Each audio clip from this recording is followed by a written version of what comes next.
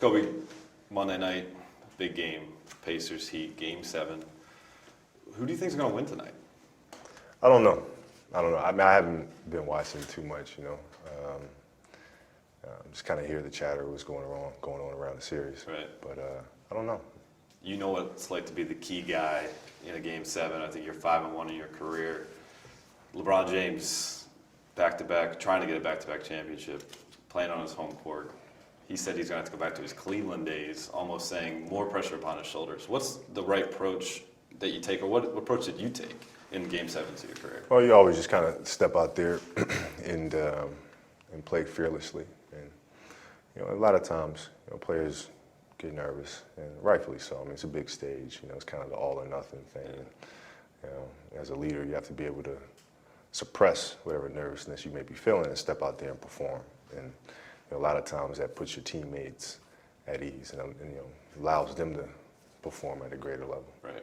You've been a professional basketball player since you're 17, turning 35 this summer, and you can almost say basketball's That sounds crazy. Right?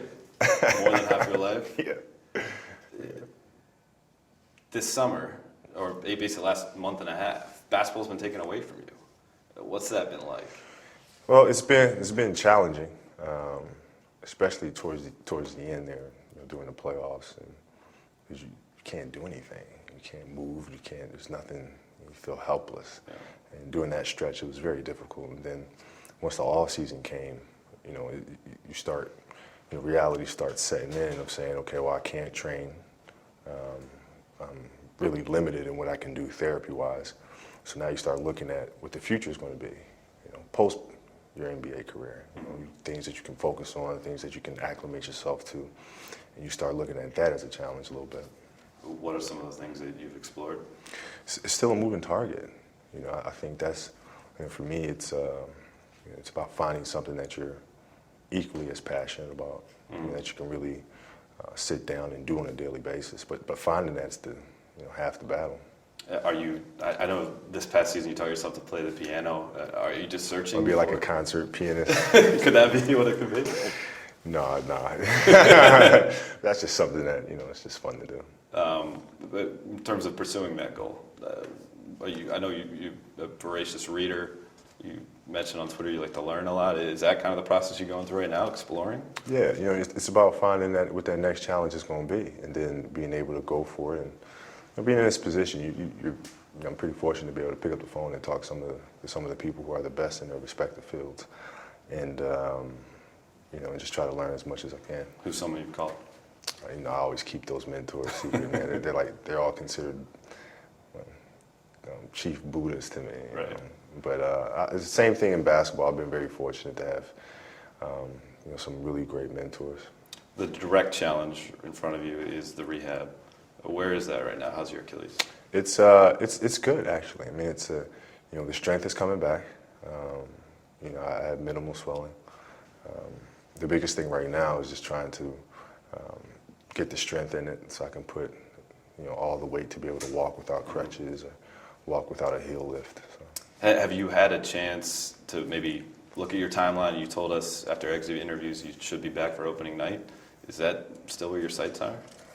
No, I hope so. I mean, that's the challenge, with the tendon is really, there's only but so much you can do. There's just a certain amount of time that they deem necessary for the tendon to heal, where you don't overstretch it, and now you never get that spring back. So you just have to be patient, let the tendon heal, and then when that moment comes when they say, okay, we can take off, take off the regulator, so to speak, and now it's on you to train as hard as you can to get back to where you want to be.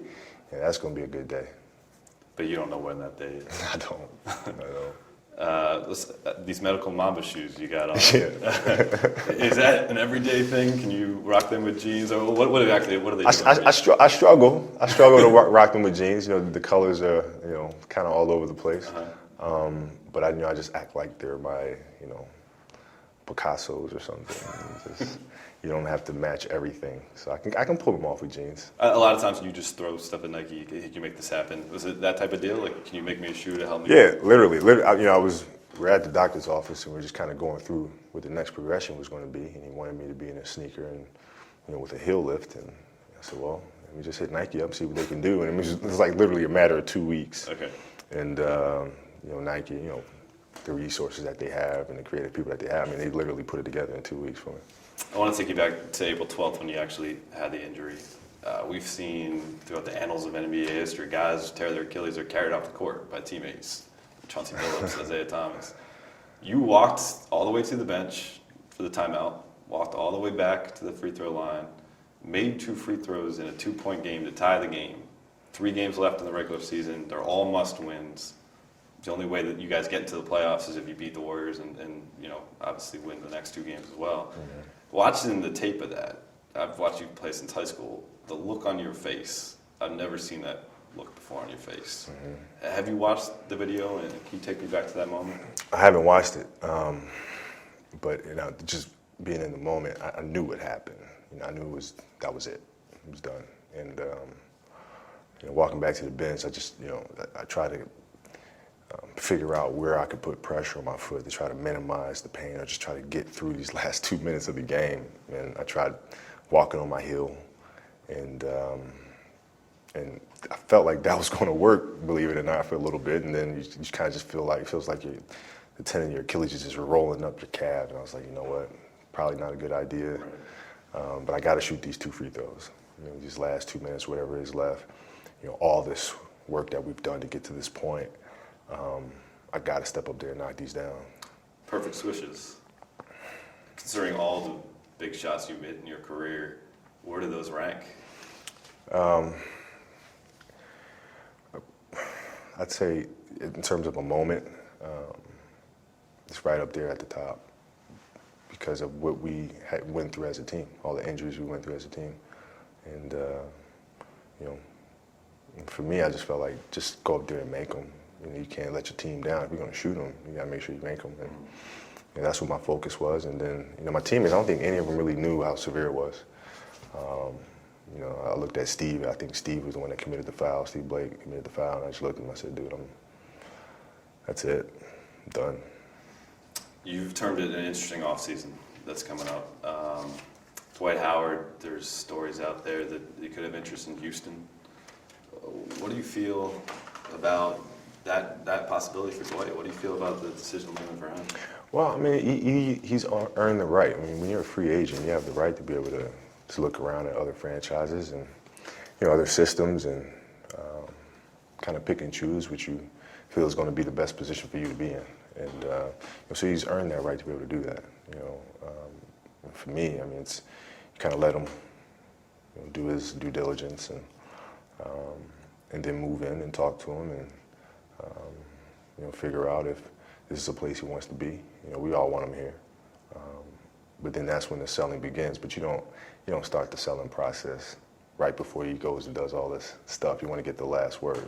Okay. You want to have the final word in the closing argument. So you're going to save your pitch? Of course. I'll give him a little opening statement, but then I got to make sure I have the final word. Have you thought about what it could mean for the Lakers franchise if they don't have Dwight next year? Not really. Not really. This franchise is a franchise that you really don't have to worry about too much. Because no matter what happens, whether it's a year from now, 2 years from now, whatever the case may be, they're always going to find a way to have an impact on this league. Do you have an impact on that decision making as you've been a veteran 17 years, your whole career with the Lakers? I know your communication level has improved in recent years with Jim Buss. Do you offer up your input about what the plan B could be? I will. It's gotten to a point at this stage of my career where those lines of communication are more open, and we talk more frequently, both with Mitch and Jimmy and Jeannie to a certain extent, and those lines of communication are open. Have you begun your summer reading by any chance? Have I begun my summer reading? No, not really. Just kind of hanging out with the family and doing a bunch of daddy stuff. Well, Phil Jackson came out with a book. I heard. 11 Rings. Yeah, I heard about it? Yeah, I heard about it. Did you get a chance to read it? I didn't get a chance to read it, no. Okay. No. Well, I don't think I'm breaking news to you, but Phil said you kind of got into the conversation about you and Michael Jordan, two amazing players that he coached. Had the privilege to coach, I think he said. But in terms of leadership, defensive capabilities, and I think even scoring within the offensive system. Yeah. You gave the nod to Michael Jordan. Sure. So what do you feel about that? Well, Phil loves this because, I talked to Phil about it. So, you can't compare me at 21, 22, 23 to Michael at 28, 29, and 30. It's not a fair comparison. But, I'm comfortable in resting on my five. And, what I had to do for this team to be successful. We both had different roles. And, he's had his level of frustration coming up as a young player and challenges that he had to deal with. And I had mine. And playing a different role to what I felt naturally I could do. So we had different career paths, man. So it's kind of tough to, at least for me it is anyway. Right. There was a time when I guess you would maybe bristle at the Michael comparison. Maybe it was just too much, too soon. But now, you've mentioned this before, the fact that just your name being mentioned in the same conversation it says you kind of got to where your career wanted to be. Yeah, man, I wanted to come in the league and I wanted to win multiple championships. And as a young kid, it's like, well, this is what you're supposed to do. You're supposed to win, 5, 6, 7 championships because that's what Magic did, that's what Russell did, that's what Jordan did, And I feel very comfortable with my career and what I've been able to accomplish in that regard. Phil mentioned your hands versus Michael's hands. Is that something you've had to overcome? I mean, obviously you had great physical abilities in terms of height, length, and leaping ability, but was your hands like a challenge? Well, no, not a challenge in that regard. Michael was blessed with massive hands, and Dr. J as well, and some of these other players. I wasn't. I mean, I have big hands, but they could literally pick up the ball like an orange. So I've had to do things to strengthen my hands, strengthen my forearms, to make sure I have that grip to be able to do it. They could obviously, they had the natural capabilities of doing it. I had to work to get that strength to be able to do that. I've always wanted to ask you about this. You keep that big basketball in your locker every game, I think. Yeah, that's part of it. Is that part of it? Absolutely. It's it's being able to identify strengths that you have and weaknesses that you have, and then being able to compensate for those weaknesses and try to turn them into strengths or turn them into a position where at least they're not weaknesses. Michael's been someone, and you said it, basically brought you under his wing, shared secrets of the game to you, if you will. Have there been any guys in today's NBA that you treat the same way? Yeah, there's a few. I really like KD quite a lot, and what he does and how he plays and how he works, and there's several other young players I really enjoy. Westbrook being another one. And, they just both happen to be on the same team. James Harden, who's now in Houston, and Carmelo Anthony. Obviously, we had a long relationship, and but just as a whole, players who get injured and go down. David Lee, I felt, it was my responsibility to reach out to him, make sure that he was all right. And Harrison Barnes is like a little brother to me. So there's guys in the league that I definitely look out for and try to steer them in the right direction. As we look at the finals coming up, Tim Duncan's there again. Potentially could tie you with 5 rings. There's a lot of talk these days about how good are you and how good's LeBron and how good's Michael historically compared against one another. Where does Tim Duncan rank? I mean, everything I've heard, he's it's all the competition about whose generation this belongs to in terms of Tim and myself, and I enjoy hearing those conversations and what he's done. I think he's a great example for kids who grow up playing the game and understanding and learning the fundamentals and the work ethic. This last summer he's done things with his body in terms of monitoring his diet, changing up some of his training. And he's come back in phenomenal shape at a lower weight, and you can see the results. And as a competitor, that's what you want to see. Right. People get caught up a lot in the results and this, that, and the other, but I really can appreciate, from afar what players do to get to that level. Does there have to be a best of your generation, or can he just be the best front court player and you perhaps the best backcourt player? I mean, that's the easy way to sell it, but then nobody has TV shows to talk about anything on there. It's got to be some bantering back and forth. Do you have any admiration for what Greg Popovich has done? Yeah, huge. I mean, I I understand how he does it. I mean, just year after year, you know, getting guys to buy into the system and, you know, plugging in a supporting cast around Manu, Tony, and Tim just year after year after year. I mean, we've been saying the Spurs have been done for how long now? Right. You know what I mean? Like, as a Laker fan, we thought we put the nail in the coffin back in, you know, '08. Like, that was it. And they just keep coming back, so. Getting back to outside of basketball, other things than the piano, calling up people, dignitaries, whatever that you call them, Buddhists, or whatever, Buddhas? Something like that. What have you been doing to spend your time? Obviously, you have more time than you would in maybe a typical off season. I know you're rehabbing, but you're not doing multiple workouts per day. What are you doing with your time? It's, you know, just doing the typical father stuff, you know, with responsibilities that you have for your kids, and, you know, hanging out at the park and, you know, taking them to games, and, you know, just all the fun things. Is it more of a peak at retirement than, I don't want to say the R word, but is it more of a peak retirement than maybe you had in other off seasons?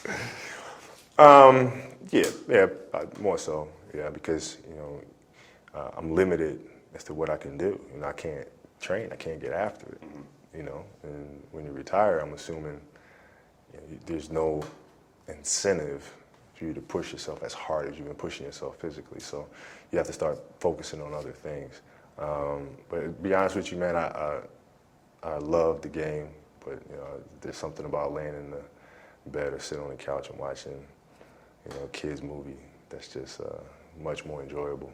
I actually tried watching a game. I tried watching, it was Miami, Indiana. I think it was maybe game 3 maybe, or 4, I can't really remember. I'm sitting in bed, I'm watching, and kids jump into bed, and they, you know, I'm sitting there watching the game, like, hey, we want to watch the Lorax. You watch the Lorax? And I was like, nah, I'm watching the, yeah, what the hell, why not? Yeah, Dr. Seuss. Why not? Yeah, what am I watching this for anyway? Yeah, sure, let's watch the Lorax. Getting back to Phil, I'm sorry, I wanted to ask this earlier. Do you think if you could guess what he's going to do next, or what would satisfy him in this stage of his career? I think it'd be a disservice to the game if he wasn't involved in the game at some level. I think he still has a lot to offer the game, and I think he wants to offer it. So, you know, my guess is that he'll be involved at some level. At least I hope so. When you spoke to him about the book, was that something you rapped with him about? Well, we talk all the time. I mean, it's really has blossomed into an incredible relationship. You know, outside of the game, just kind of just talking about some myriad of things. So we've been talking quite a bit. He actually said in one of his interviews that he's the closest with you of any player he's ever coached. Go figure, right? I mean, After everything you went through. Yeah, but that's how, you know, it's just a great example of how relationships evolve, how relationships can grow. You know, you start out, you know, 21-year-old, you know, stubborn kid with Phil and Shaq, you know, being what he was, and, you know, Phil and I having that relationship, and then, you know, him leaving, and, you know, everything that transpired with that book and all this other stuff, and now he comes back and we have another crack at it, and it blossoms into where we are today. Another thing that's evolved is I guess the way you deal with the press, and almost, I think this season, you had no filter, or no governor. For better or for worse. Here's a couple of your quotes. I'm doing a pretty good job sitting on my lily pad and meditating through this process. Put your big boy pants on. What does he want a cookie for that? I was like, are you just letting it rip? Like, where's this coming from? There's answers that I have in my head. Like, most of the time throughout my career, I just don't say them. So, like, I'll be getting interviewed and I'll laugh or smirk to myself. I'm thinking of these responses, but now I just have the cojones to say them, because it's, you know, it's like you get to that point where you're close to the rocking chair and you just really don't care anymore. Like, I'm one of those old guys that sit on the porch and just letting it rip. It's more enjoyable that way for you? It is. It's fun. Yeah. Not just through your quotes to the media, but you've taken to social media, and you almost, I would say, describe it as a manifesto on Facebook. It was much talked about and referenced, and kind of pouring your heart out what your view of the game of basketball is. And in it is a line, I'd rather be perceived as a winner than a good teammate. I'd ask you, what good's winning if you're not sharing it with your teammates? Well, you share it, because when you win, you share it. Everybody's happy, right? So I'd much rather have a relationship where, put it this way, you want to have a really close team. You guys are all friends. You guys have a good time. You guys enjoy each other's company, right? You get to the finals, you lose. This happens, all the time. You never get to win the championship, right? Now you fast forward 20 years from now, and you guys are sitting back at whatever get-together function that you guys are having. You guys finally get a chance to reconnect, because when you guys retire, you all go separate ways, even though you guys were all buddies when you played. And you guys sit around, you telling those stories about how you came this close. Oh, we were this close. Right. But we had a great time though. You know what I mean? Right. And when you fast forward years from now, and it's me, Lamar, Ariza, and all these guys, and we pushed each other. We had some really contentious moments, but that got us to be champions. And we're close because of everything that we went through. So you go 20 years from now, we're sitting back and laughing and enjoying each other's company because we really love each other. There's a brotherhood that's been formed there, and we won. I'd rather have that than that other one. And you're talking about Game 7 in 2010 against Boston rather than Game 6 in 2008 against Boston. Yeah, but even the entire season, more so. So when we lost to Boston in 2008, we had one of those happy-go-lucky teams. You know what I mean? And we got to the finals, we ran into a buzzsaw. So the next season, every season after that, we really challenged each other. We didn't hold anything back. If I didn't like what you were doing, I'd tell you, and vice versa. And there'd be moments where we didn't like each other very much, but we understood that we were doing this for a common goal. And when you have that, I think you have more respect and more admiration for the person that's sitting across from you. Was that you fully realizing who you are as a player, as a leader? Was that kind of your time? Well, I think it was just me figuring out how I want to lead. I mean, it was a different role for me. I had to put on a different hat. After the me and Shaq era, and you kind of had to figure out the balance. And me being kind of a taskmaster when Shaq was here, and him being the easygoing guy. In 2008, I went too far on the opposite end of the spectrum. We wound up having a team that wasn't emotionally tough enough or contentious enough to take down these Celtics. One team you've had extreme success with is USA Basketball. Coach K is back in for 2016. What would he have to say to you on a phone call to get you to come back for a third gold medal run? No, that's not going to happen. Maybe a 38, 39 might be. No, I don't see that happening, man. How about this? You're a Yankees fan.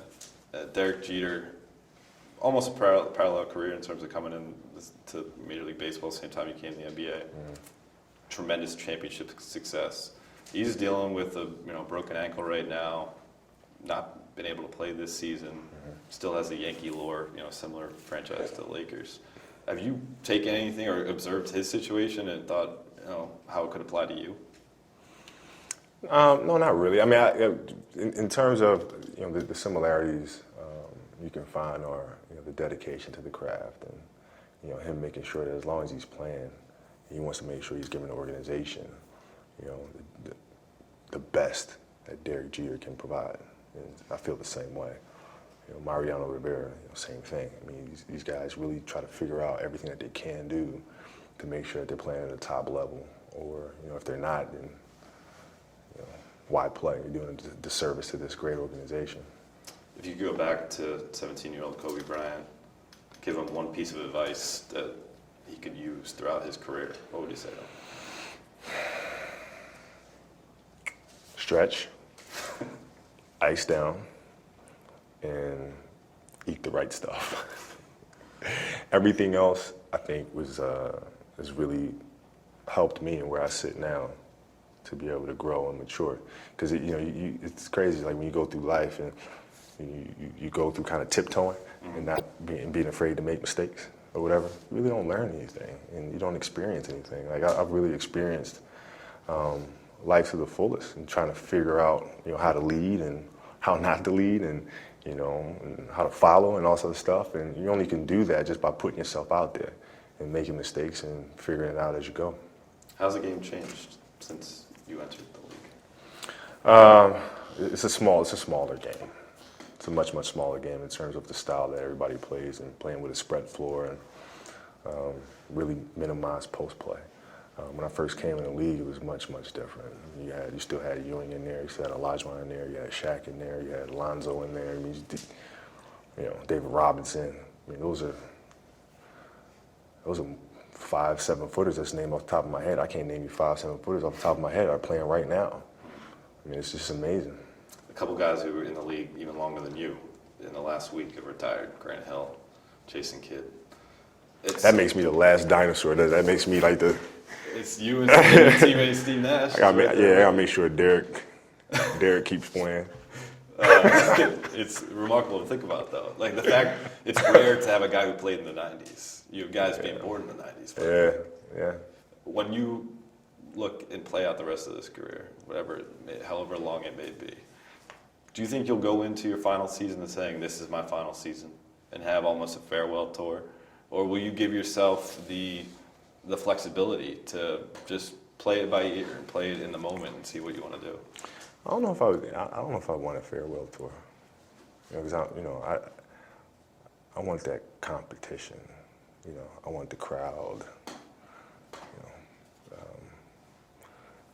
Being on top of you all the time. I wouldn't want a farewell tour. No, I wouldn't do that. You said a couple seasons ago that you would not hang on in the league if you're just going to average 18, 19 points per game. As the Achilles, has this injury changed your perspective on that? I mean, you think because of the Achilles, I'm going to drop down to 18 points per game? I'm not saying that. I mean, it's, but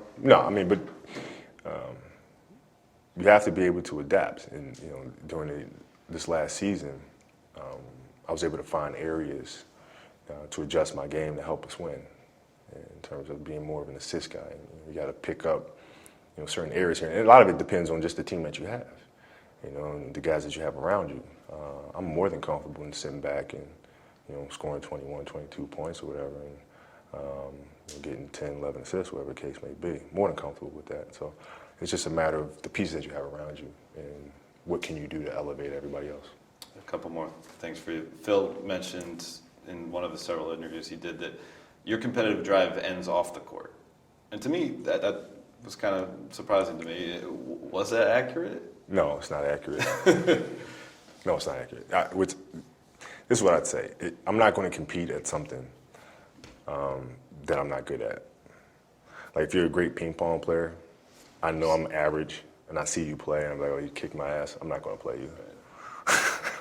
So you just pick your spots better. I'm not going to do it. Nor am I going to invest my time figuring out how to do it to beat you. Like, I got other stuff that I can. But your strengths, those are the things. Yeah, I play to my strengths. Yeah. And, okay, so you told me this last month we asked you about the Achilles. You say, worst case, I lose some athleticism, lose some speed, but you see a lot of guys who aren't athletic, aren't very fast, and they're still pretty damn good. And you think you're better than them so they can adjust. So that's your worst case scenario. Have you thought about your best case scenario? Every day. I envision it every day. You have to. You have to be able to see it first. And what Kobe Bryant will we see? Hopefully the Kobe that used to have an afro but can't grow an afro anymore. That'll be a good day. Good deal. Appreciate it. You got it.